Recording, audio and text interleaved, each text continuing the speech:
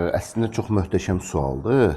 Niyə möhtəşəm sual? Çünki adətən münasibətlərdə insanların çox böyük faizi düzgün getməyən münasibətdə qarşı tərəfdə hər hansı bir çatışmazlığı görür.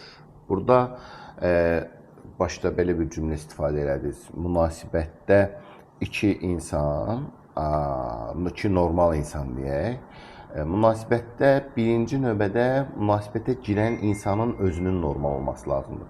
Qarşı tərəf ikinci, üçüncü plandır. Önəmli olan birinci, münasibətə girərkən insanın özünün öz dəyərləri və sual yaranır. Mən münasibətə girməyə hazıram.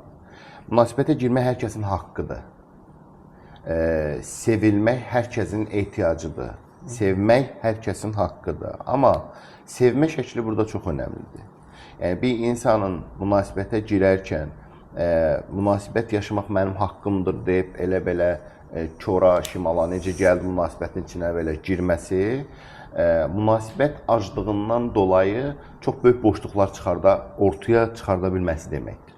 Ona görə bir insan münasibətə girməmişdən öncə münasibətə hazır olmalıdır. Bir, insanın insan haqqında bilgiləri olmalıdır. İnsan özünü tanımalıdır. İnsan özünü, məni nələr xoşbəxt eləyir? Mən bilmirəmsə məni nə xoşbəxt eləyir, mən münasibətə girməyə hazır deyiləm.